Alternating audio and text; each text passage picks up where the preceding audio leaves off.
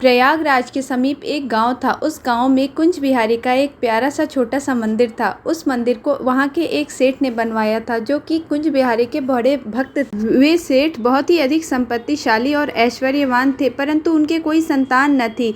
कुंज बिहारी को वे अपनी संतान माना करते थे। जब भी कोई आकर उनसे कहता, सेठ जी आपकी इतनी धन संपत्ति है, आपके जाने के बाद इन सब का मालिक कौन होगा, कौन इन्हें संभालेगा, कौन इनका उत्तराधिकारी होगा, तब वे कहते, तो वे सेठ कहा करते, तुम सब कोई चिंता मत करो, मेरा लाला है ना कुंज बिहारी, वही मेरी सारी संपत्ति संभाल लेगा। लोग उन्हें तरह तरह से समझाते, परंतु वे सेठ सदा यही कहते, कुंज बिहारी है ना। फिर लोग कहते, अरे संपत्ति तो कुंज बिहारी संभाल लेंगे, परंतु आपका अंतिम संस्कार कौन करेगा, उसके लिए तो पुत्र होना चाहिए। तब वे सेठ जी कहा करते, कोई चिंता की बात नहीं है, कुंज बिहारी है ना मेरा अंतिम संस्कार करने के लिए, वो मेरा बेटा है तो मेरा अंतिम संस्कार भी करेगा। सब उनको तरह तरह से समझाते कि दूसरी शादी कर लो या कोई बेटा गोद ले लो, परंतु सेठ जी किसी की बात नहीं मानते। सेठ जी स्वभाव के बड़े ही भले आदमी थे। दूर दूर के गांव तक उनके अच्छे रिश्ते नाते संबंध थे।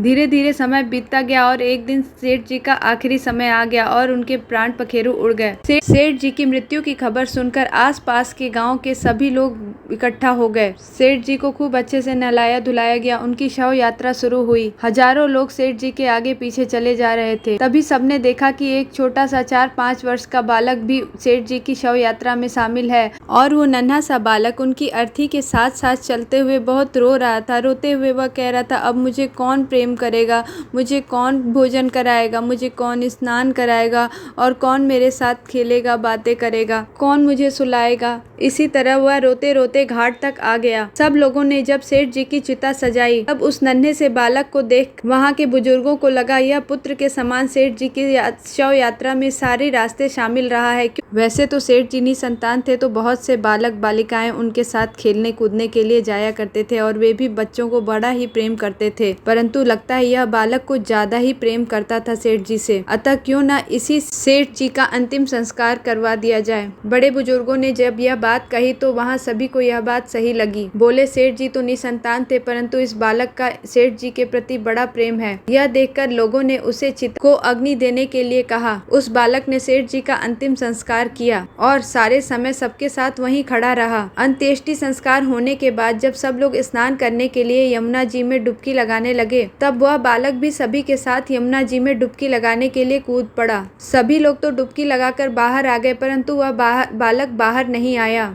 तब सबको बड़ी चिंता हुई कि वह छोटा सा बालक कहीं डूब तो नहीं गया, कहाँ चला गया, वापस क्यों नहीं आया। बहुत सारे लोगों ने उसे यमुना जी में जाकर ढूंढा। आसपास दूर दूर तक गोताखोर उस बालक को ढूंढने के लिए निकल गए, परंतु वह बालक किसी को भी नहीं मिला। सभी लोग बड़े हैरान और परेशान से उस बालक के बारे में ही बात करते हुए निकल रहे थे। अभी एकाएक लोगों को सेठ जी की वह बात याद आ गई, जिसमें लोगों द्वारा कहे जाने पर कि तुम्हारा अंतिम संस्कार कौन करेगा। सेठ जी कहा करते थे, मेरा अंतिम संस्कार मेरा पुत्र कुंज बिहारी करेगा। लोगों के जहन में एकाएक यह बात आई। तब सबने यही कहा, चलो कुंज बिहारी के मंदिर में चलकर देखते हैं। वहां जाकर लोगों ने देखा तो कुंज बिहारी के वस्त्र भींगे हुए थे और उनमें से यमुना जी का जल रिस कर गिर रहा था और वैसी ही सुगंध आ रही थी।